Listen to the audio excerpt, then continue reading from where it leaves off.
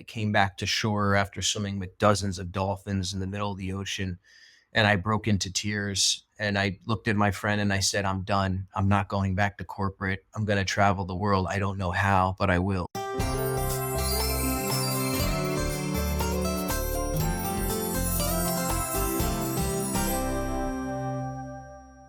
Today we have with us Michael Rosenberg. After spending a corporate career that left him burned out and unfulfilled, Michael took a leap of faith in the year 2020 and left his 11-year job, sold all of his belongings, and set on a journey across 14 countries to rediscover his purpose. Through his experiences, he gained some insights about personal growth, fear, alignment, and he now shares that as a speaker and a mentor. Welcome to the show, Michael. Thank you, Bjorn. Very excited to be here. Fantastic. So, love to learn a little bit about your journey. Maybe we could get some context for what brought you to that place which you were in corporate America, and a little about your background. Early on in my life, I lost a lot of passion. I had a dream to play high school football, and I had something happen where my dreams felt crushed. And I ended up getting benched because I dropped all the balls that were thrown my way. It took me a long time to make it to the starting lineup, so it was a big deal for me. But after that happened, the lights went off, my heart closed down. Was there a certain reason that you were dropping the balls? Well, yeah, that's a good question too. I just cracked under my own self-created pressure. I was a really good player as a kid, so when I got to high school, it was my dream to catch a touchdown under Friday Night Lights. So it took me 4 years to work up to the starting lineup. I got named starting wide receiver, and I was out under the big lights, the big crowd. The balls were thrown my way and they would hit my chest, hit my hands. I would come back with my hands on my head, just wanting to crawl into a dark hole somewhere. And then high school ended and I was locking myself in my room crying. My parents were worried about me. They say that traumas, they're all relative. For me, this was the biggest one in my life. I just felt crushed, like I had let myself down. It created this self-created pressure that I always carried with me anytime that I needed to perform. I felt like the big moment was too big for me, or if I were to go for my dreams, it wouldn't work out. I would maybe drop the ball. I carried that on my shoulders. Next 2 decades, I was just taking shots in the dark at different jobs and careers where I thought I would find success and self-worth. And I just created some real pressurized environments where I burned out a lot. Or you mentioned you went through a bunch of different jobs and created these pressurized moments. Can you point to one or two of those that stick out for you? Yeah, sure. When I think about this, I only realized this recently in retrospect. I'm like, why did I always feel like, why did I draw these situations to me where I felt so much pressure? And I'm a big believer in law of vibration and attracting what we have going on within us. So as someone who put so much pressure on himself, I ended up working for people that put a lot of pressure on me. Hmm. After college, I went out to Los Angeles to the entertainment industry where I was going to try to become a talent agent and Huh. represent actors and writers. And Okay. really, man, it was because secretly I wanted to be an actor, but I never went for it. I just thought that if I could get close enough to them and work around them, Sure. eventually I worked for this one guy who represented massive stars like Usher and J Lo and Mariah Carey and all this. Yeah. And it was a month before I quit and walked out with a panic attack. Oh man. My health was deteriorating. There's this movie called The Devil Wears Prada that sometimes I compare my experience to. I was just being treated like a slave in that job, and just these people. It's really like it's a cutthroat kind of business, and your higher ups just take out all that stress on you, and as the assistant, you're managing the day to day business for them. What they have you do that might be like more degrading type things. I would have them in one ear and making all their calls for them, another ear doing all their emails, doing Hmm. all their mail, doing everything. But this particular guy would make me stay at the office till midnight for no reason and just sit there and wait for calls. I remember I came to bring something to his house one time and he wouldn't let me in his driveway because my car wasn't nice enough. He was afraid What? real oil was gonna leak on the driveway. he would dictate something, I would record it, and then spend all day writing up this whole report and everything that he said. And he'd just be, I don't need it. Go back to your desk, like that kind of thing. Like no value to the work. He kept me waiting for 2 hours for the interview. And then he came out and he just said, come here. And he walked me into the elevator. And from one floor to the other, that was the interview. He just said, why do you think you should work for me? I I was know, like, burning the candle at both ends, just exhausted and like just his tone. He was very mean. He didn't appreciate yeah. anything. But for a 23-year-old kid, they offered me like $50,000 and that was more money than I could ever imagine. So I took that job and I found out after I took that job that he had 22 assistants in 1 year. They had all quit or been fired. Yeah. Wow. So you mentioned before that you believe in the law of vibration. So I Mhm. guess in essence, do you feel that you attracted this situation into your life because it was something that you needed to go through to experience what that was like? You know what? Now that you're positioning it like that, yes. Yes, I believe it. Yes, I do.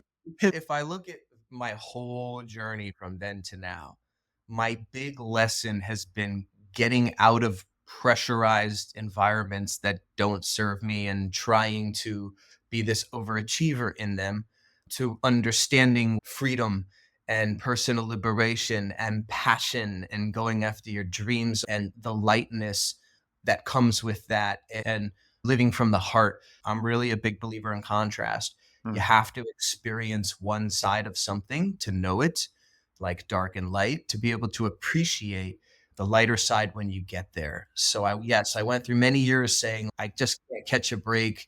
I'm a victim. I'm getting my butt kicked here and my knees are buckling under the pressure. So tell us how you ended up quitting that last job that you were just talking about, the talent agent, and then let's just talk a little bit about the last job you had and the breaking point that caused you to just give it all up. I had a panic attack and walked out the door and I was just like, this can't be normal. The money's just not worth it.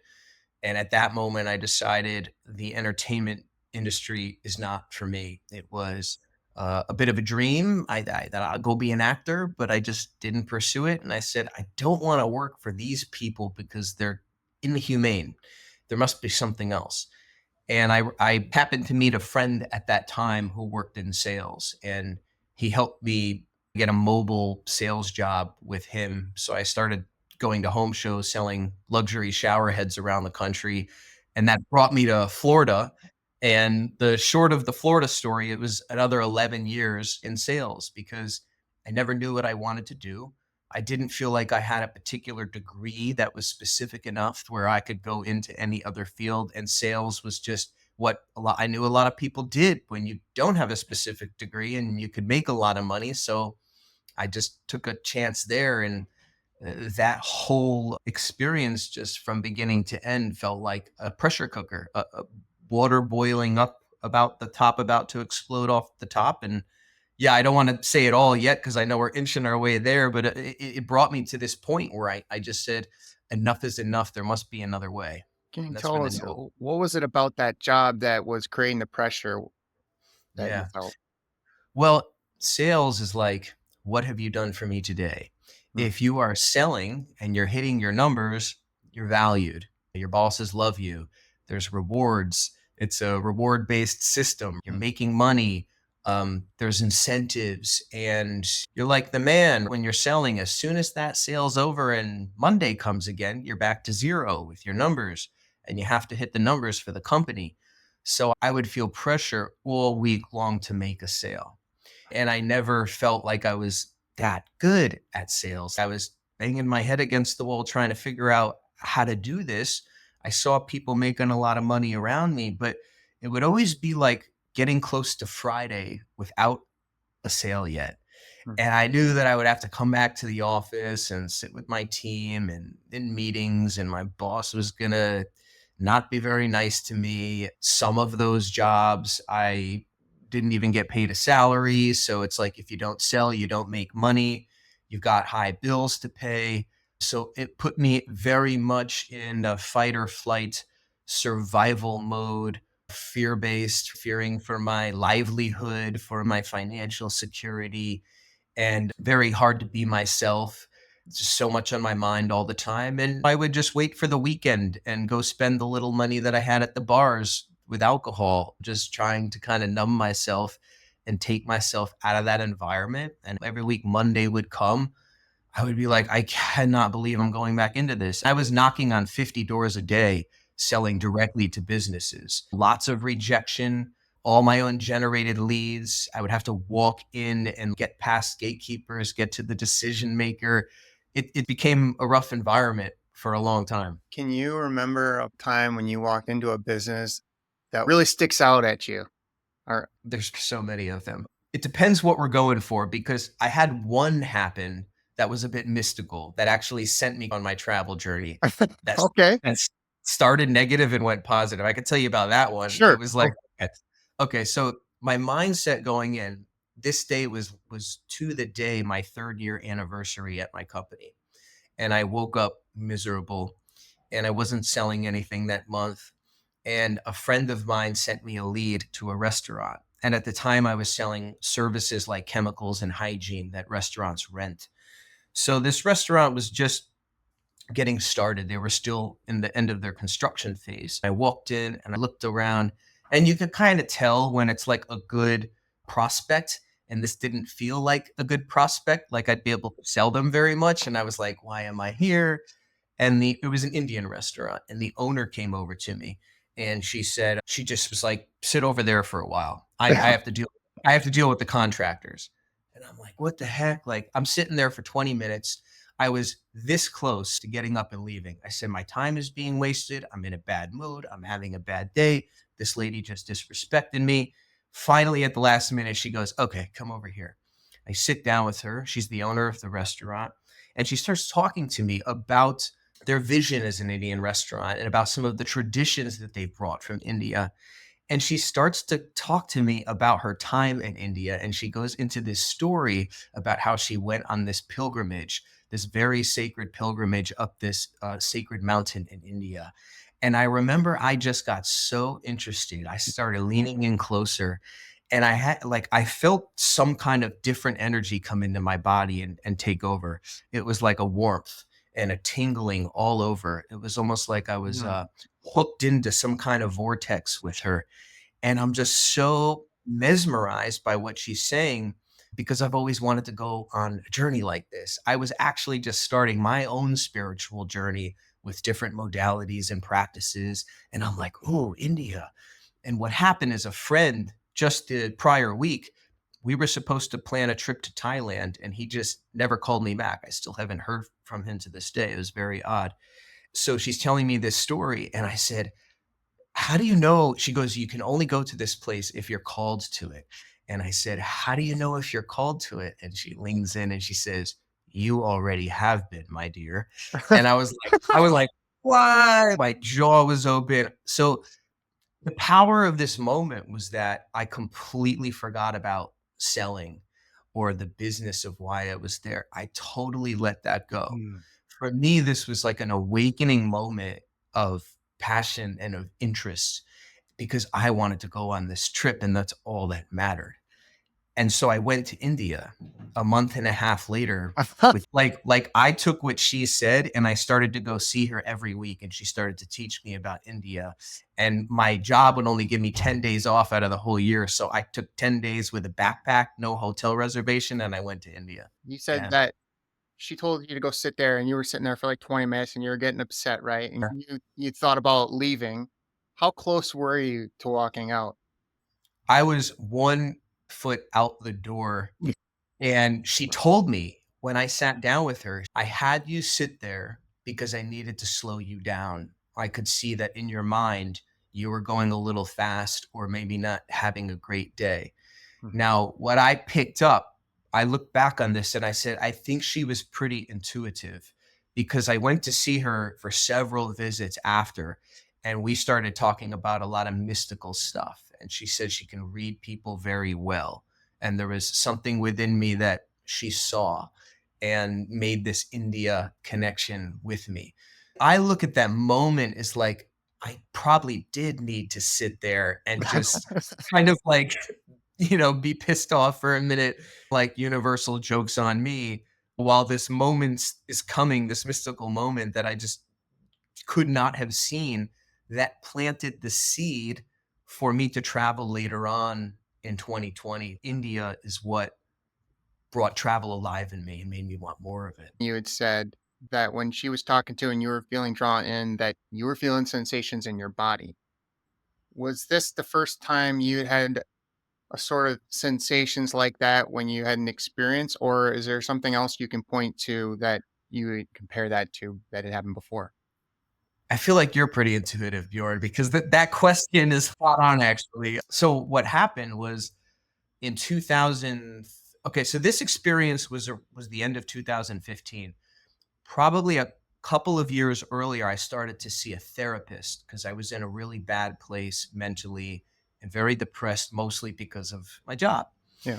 And I was referred to this person, and I did not know at the time that she was also an energy worker and a hypnotist Mm, and kind of had many different gifts all rolled into this therapist job. And working with her, that was the first time I had ever felt anybody move energy within me from across the room. She would be talking to me. She'd be talking to me about energy movement and Reiki and things like that. And I could feel things moving in my body. And I was like, mm, whoa, whoa, whoa, whoa, what is that? And then she laid me down to do some hypnotherapy. And just felt energy and warmth and things like that moving all over my body. I was sweating.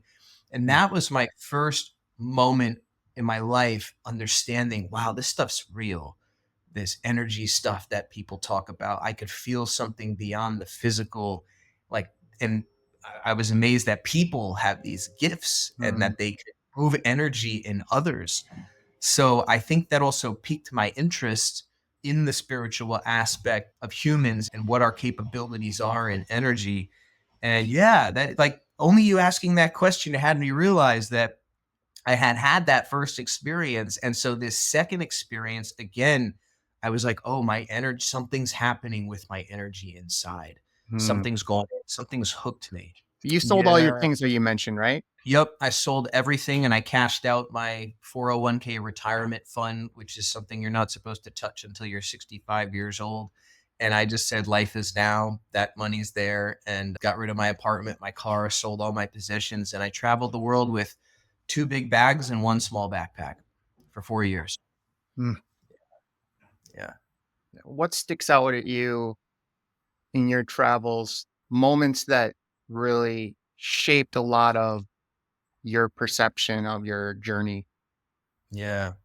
Well, the first one that sent me traveling, I was swimming with wild dolphins in the Bahamas. And that's when I knew that I wanted to travel and see the world. So I came back to shore after swimming with dozens of dolphins in the middle of the ocean. And I broke into tears. And I looked at my friend and I said, I'm done. I'm not going back to corporate. I'm going to travel the world. I don't know how, but I will. Mm, So I feel like it was the dolphin energy that activated something within me. Some other big ones have been with plant medicine. I had some experiences before I went on my big trip. In 2018, I went to the jungle of Peru and I mm, spent 10 days in the jungle and did 5 ayahuasca ceremonies yeah. there. That was my first time with ayahuasca. I had seen a psychic and she told me actually that trip was closed. There weren't any spots left. She said, in 10 days, you're going to get confirmation that you're going on that trip. You're supposed to be there. On day 10, I got a call and someone in California injured their foot and couldn't go on the trip. And I ended up filling their spot. When I came back from that trip, something was different. The things that I thought really mattered in this world to me started to really lose their relevance. And it was a long integration period. But I think that was the accelerator for me. Right when I said I was going to travel, I had a spiritual teacher who I had been working with Wachuma, San Pedro with in Miami. Yep. Yep. And she came to me and she said, Mike, I'm putting together a mystery school that's going to be 2.5 years long. And it's going to be different occult spiritual topics that we'll study online, but we'll travel to 4 very powerful places over 2 years. And I said, wow, I want to travel for 2 years and I want to go to these energy places. So that synchronicity like brought me to Bolivia. And when I Mm. went to Bolivia, I did a few more ceremonies with Wachuma and ayahuasca, as well as working with a shaman on a mountain with no plant medicine at all, Yep. just with the mountains, with the ancestors. I felt I got very blessed in that place because I went with my group in this mystery school for 2 weeks and then they all left. And I stayed there for 10 weeks. And my teacher basically handed me over to her spiritual family of healers. So I got to work with all of them individually over 10 weeks. And I would go see them, and they were doing all sorts of rituals with me to cut different cords and things like that. Tell us about Um, one of the rituals. a lot of them we would create these offerings. We would go to the witches market. It's actually called the witches market there. And there's all these little pieces. They could be oils and little toys and little elements that you burn, copal, things like that. And we would create these altars. And then with the altars, they would speak to my ancestors. And we also use coca leaf reading as well. Hmm. So coca leaves are a very sacred leaf in Bolivia. Technically, they're what cocaine is made for, but in the Yeah. spiritual sense, it's more like the readers read the leaf as like a psychic reading almost.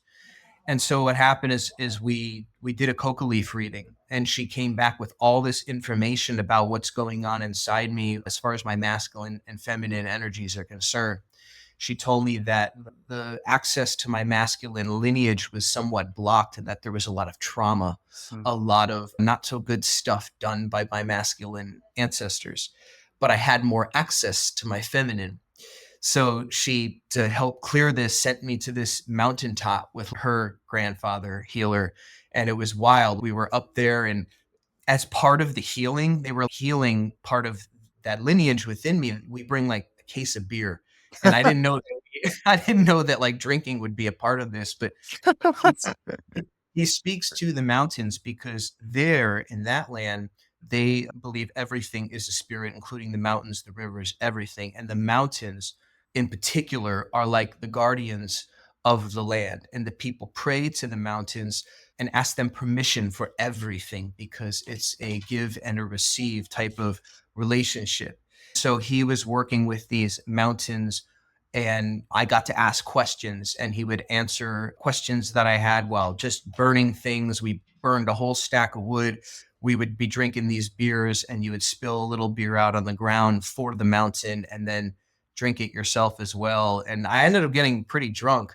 And I was like, is this really supposed to be part of it? But it was like legit what they did. And when they there were so many things he was working on healing. Once they burned down the stack of fire, he would read the ashes of the fire, and he could read how they looked and which parts were still black and which were gray and how everything landed.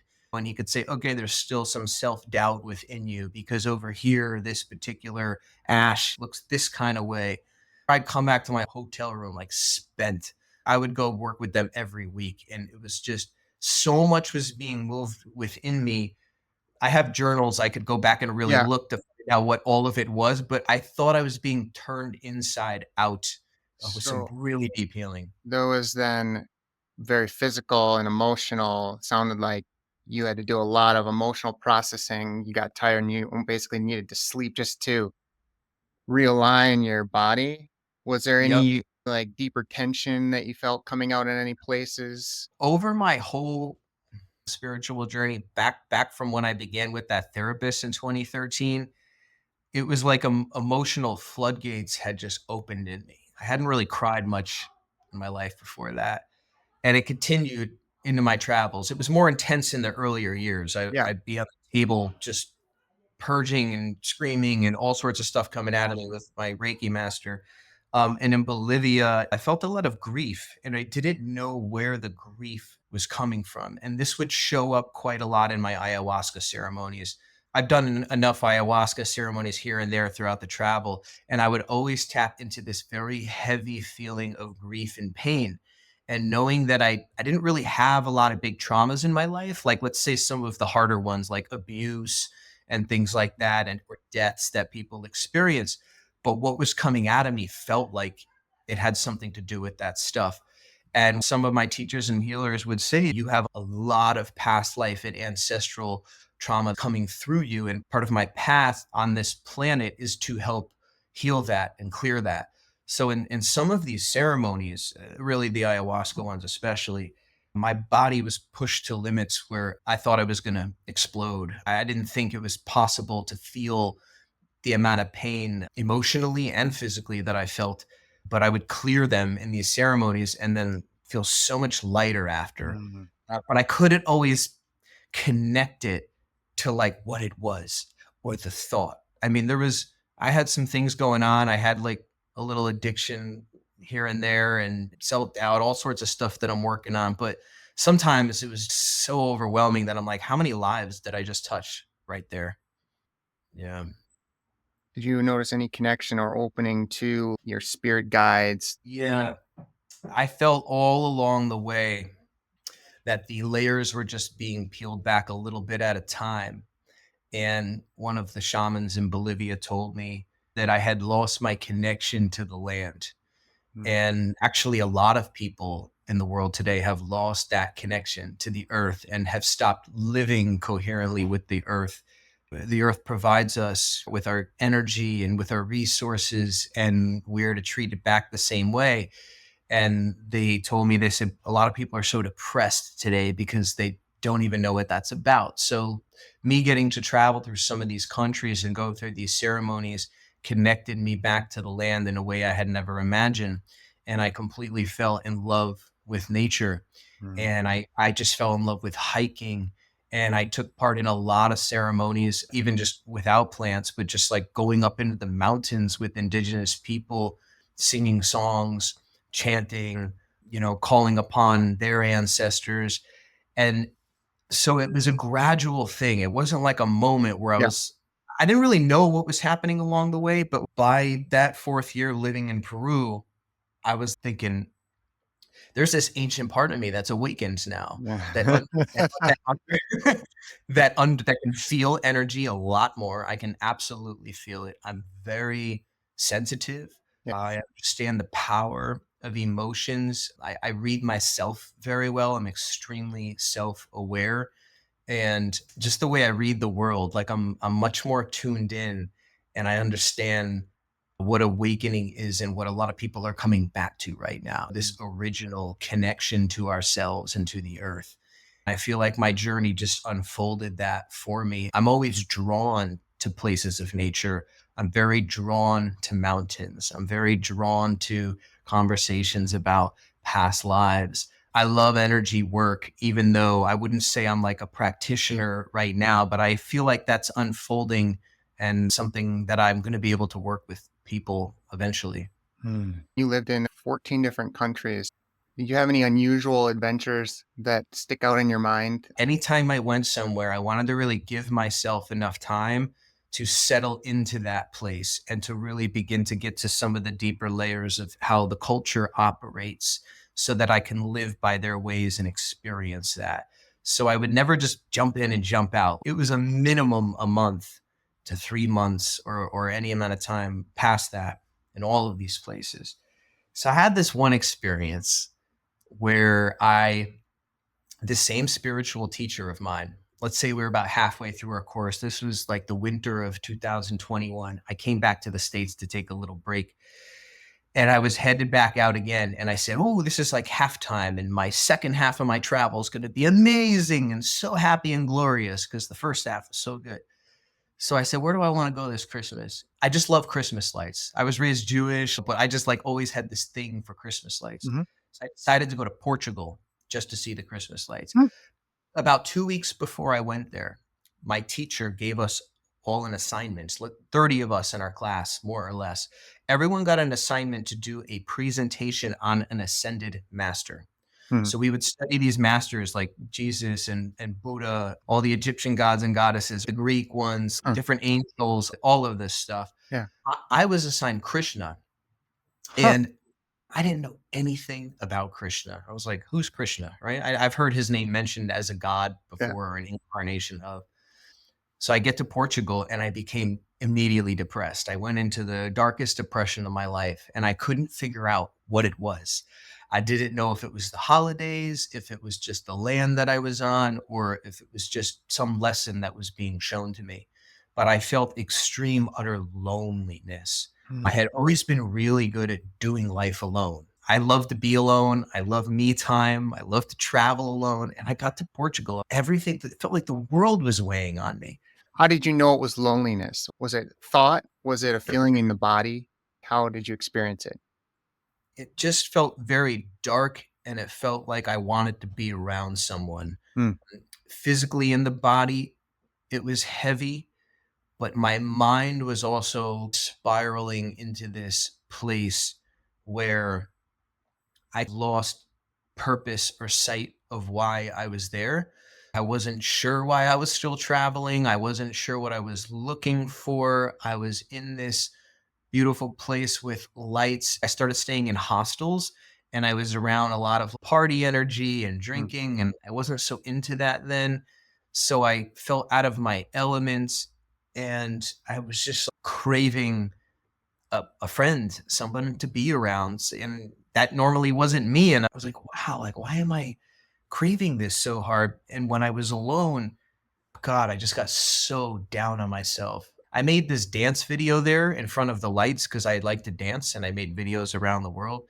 And I thought I made this amazing video. And this was like the only thing keeping me alive. I was depressed all day and I'd walk out and do the video. Someone on Facebook saw that video who could feel energy very well. And she wrote me a private message and she said, that was very overwhelming for me to watch. She said, because I was feeling you inside and it felt like you were just trying to put on a show so that you were okay, but I felt you extremely dark, depressed, and heavy. She's like, I had to turn it off.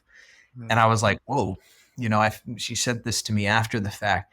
And I said, yeah, that's how I felt, purposeless, directionless, and without a friend in the world. Was this tied to the time you were studying Krishna? This is why I feel this powerful lesson overlap. God really came into my life in that moment because I got the assignment on Krishna and I hadn't done anything with it yet. I was walking through the streets of Portugal, head down, and a monk stopped me in the street. He just put his hand on me. And I looked and he was trying to give me a book. And I was like, no, no. I tried to brush him off. I said, no, I'm not interested. And I looked at the last minute and it was the Bhagavad Gita and Krishna was on the cover of the book. I looked and I said, wait a minute, I have a project on Krishna. I said, maybe there's something to this. I accepted the book. I went back to this monk. I found him a couple of days later and I said, listen, I'm sorry. I was in a really bad mood. I wasn't very nice to you, but thank you for the book. He invited me to come chant with them at their little temple. Yeah. And I'd always wanted to learn what chanting was as a spiritual practice. I heard a lot about it. So I went there and we started chanting the Maha Mantra, which is the mantra of Krishna. It's like Hare Krishna, Hare Krishna, Krishna Krishna, Hare Hare. It goes on a little bit. And what happened is it led me on this journey all around Portugal. And I ended up like lots of synchronicities brought me to different places. I chanted with them again a second time somewhere else. I ended up moving in for a week with a Hare Krishna consciousness devotee. So I went in and this guy was Krishna head to toe all over the walls, pictures, memorabilia, Oh Bhagavad my God. Gita. I would wake up with him and he would teach me how to chant every morning around with these beads. I don't have them next to me right now. And I Yeah. started how to chant. And I said, wow, my project is happening to me in real life. I said, I don't have to even go on the internet or put a presentation. I recorded my presentation to my class next to this guy who let me stay with him. He was a Krishna consciousness devotee. And we just talked about Krishna for like 20 minutes. Anyway, this original monk said, hey, you should come to my spiritual master's birthday in France in 2 weeks. And again, I was like, no, no, I shouldn't do that. And then I sat there thinking about it for a week and I got the itch and I called him back. I said, you know what? Let's go. So we bought 24-hour bus tickets from Portugal to France. He got COVID right before we left, so he couldn't go. It was just me by myself on this overnight 24-hour bus to France. I get off the bus and all the Krishna consciousness devotees, they're all there waiting for me.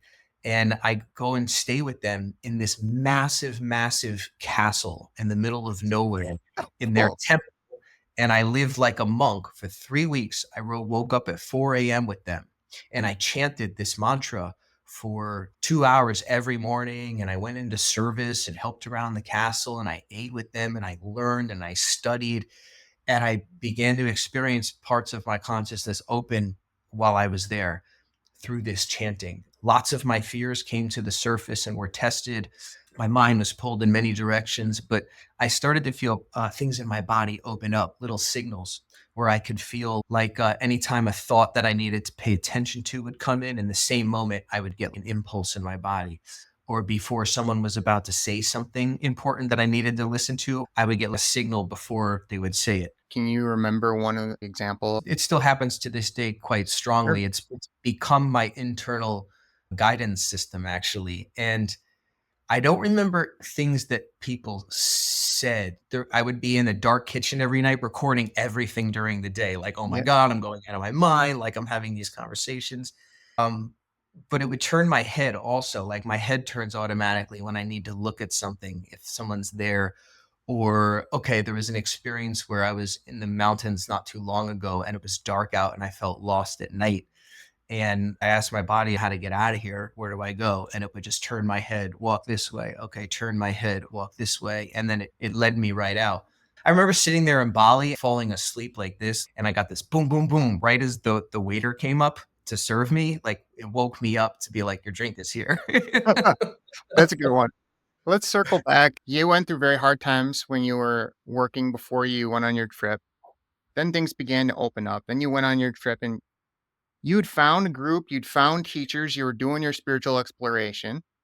But that didn't mean that all the hard times were over. You just pointed out that you had a group, you were researching a master, and you were in a period of depression.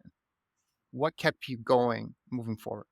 I believe we all have our own inner roadmap that when we start asking, who are we deep inside? And we ask whatever you believe, God, universe, spirit, powers that be, to take you on a journey, things start showing up on your path to open you and to draw you closer to who you really are.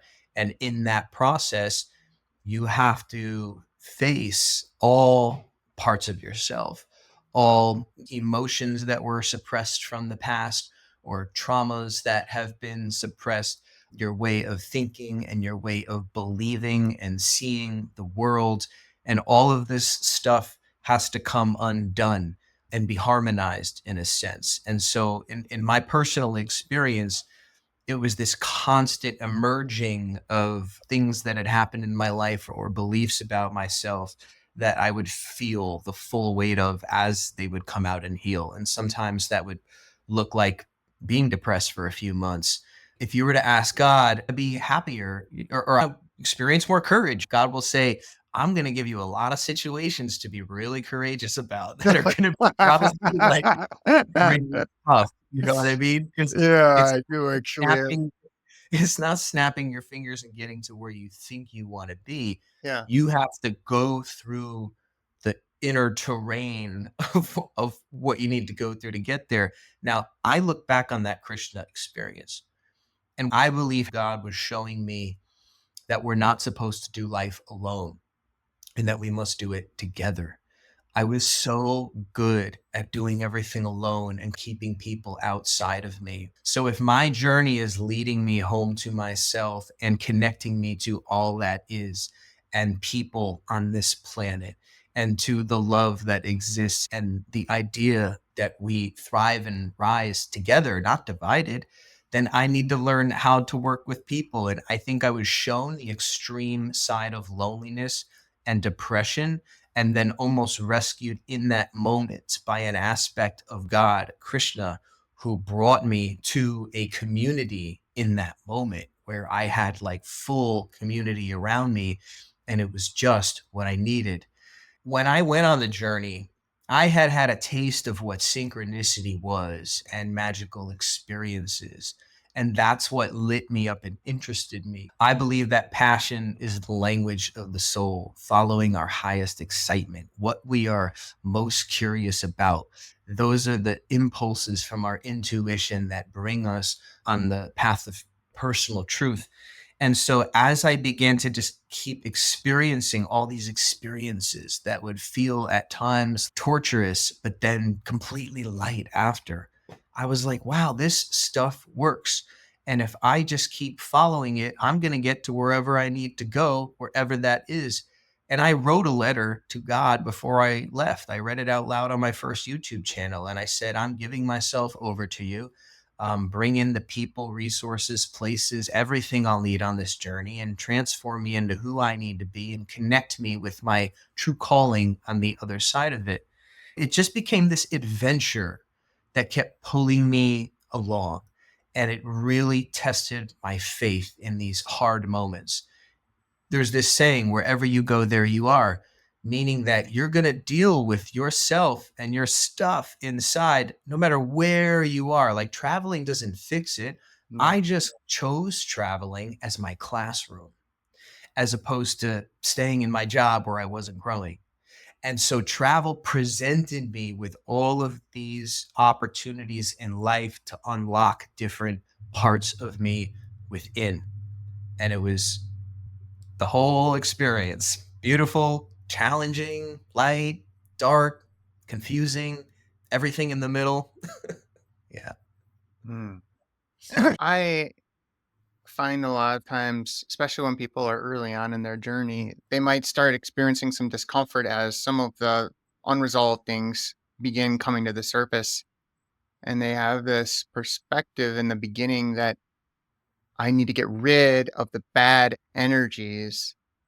But you can't actually get rid of anything there. It's just information that it's always going to be there. It's just the association and the beliefs and the thoughts and the judgment and the shame about that that causes us to suffer. So we can release that emotional charge and we can transform how we relate to those parts of ourselves. And it sounds like you've gone through so much that it has allowed you to figure out a way to do that for yourself. So let's talk about your work that you're doing now. You mentioned that you're a speaker and you also do one-on-one work and your website wakeupwithmike.com. So what comes to the forefront right now? What are you up to with your work and uh, how do you want to proceed? I help people awaken to their true self. I help them get in touch with their most authentic self that Okay. exists behind all of the roles and the masks and all the things that society has put on us. This is the journey that I have taken. So I'm qualified to speak about it because I'm a guy that went from living under conditions that were false to who I truly was, but it took a long time to gain awareness that the world is not as it seems and that we are these powerful, powerful creators. You know, humans have such abilities within us mentally, physically, spiritually that have been suppressed in our lives. And so I help people who feel stuck and like asking, what more is there to life? People who have been looking for happiness and fulfillment and unable to find it in their external world through jobs, through relationships, through possessions, and all of those type of things. Let's say, for example, you're working with someone one-on-one. What is it about your approach that is unique in the sense that because it's you, you do it a little bit differently than Okay, what yeah. someone else might do? I don't use a lot of structure. Mm. A lot of my approach is intuitive and helping the individual get in touch with their intuition Mhm. and their sights and their impulses of direction or avenues of interest that they may want to take. Some of the structured stuff comes around like having daily disciplines to help get you in touch with your spirit, whether that's meditation, breath work. I have experience in both of those using the power of nature. We typically also start with what are your beliefs? What are your beliefs about yourself and about the world? And we examine those to find out what's been serving you and what has not been serving you. And typically, often, most of our beliefs are not even ours. You know, we inherit them from someone, from Do you see any pattern of the types of problems that people deal with, that of the people who come to you? Mhm. Anything recurring? A lot of people say that they don't know who they are and that they want to Hmm. find out, but they don't know where to start. A lot of them say also that life is not very exciting or they haven't felt much excitement in a long time. Mm. A lot of them will be scared to leave the situations that they're in, whether it's a job, a relationship, or some kind of life routine, because they've been there so long. There's more fear of leaving it because they feel like their world can collapse around them if they do. They'll lose the stability, right? But there's this trade off that happens when you lose that stuff. You're going to gain a whole lot about yourself that may bring more stability, even in a financial way, like down the road. So a lot of people are just caught up in like fear of the unknown Isn't that and fear. interesting that people are coming to you that essentially are seeking guidance in sort of the path that you took, which was taking a bold step forward, letting go of the things that you were holding on to, and going on a completely new adventure, starting your spiritual path, figuring out who you were, all these things. And now people coming to you are struggling with those particular things, right? What about the speaking? What type of topics do people ask you to talk about, and what kind of audiences are they generally? Sure. So I'm primarily sharing my story, a lot of what I've shared here, but it's a lot of who I was leading up to the travel, being caught in societal expectations, breaking free, what that looked like, some of the travel. But I do it in a way that is relatable and teachable, and where I get the audience involved so that they can have breakthroughs as well. I Hmm. ask a lot of questions in my speaking to have people kind of ponder their own lives. Storytelling itself is a very powerful tool. So I also work with the one-on-one clients as well and inspire, through my speaking as well, the power of storytelling because we're all telling a story about ourselves. Most of us are just carrying our story from our past, still believing that is true without the understanding that we are creating ourselves in every moment. And you can start choosing who you want to be in your new story right now in this moment. So this is one of the things that I did, but like even in Peru, I did some storytelling workshops and I got people into sharing their stories. And when you speak about your stories and express what happened, you move the energy, you give it somewhere to go, you let it express because it wants to express.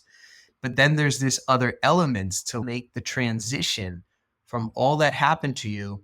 Can you see the lessons that you've learned in a positive way? And how can you share them now? Because I really believe all of us, part of our purpose on this planet is to share what we've learned.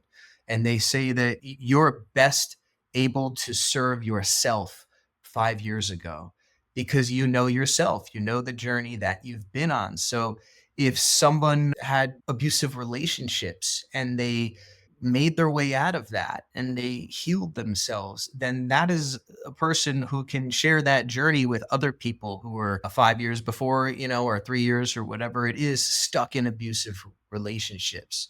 So our stories are relatable. They also create emotional connection. And a lot of my thing with people is emotional connection.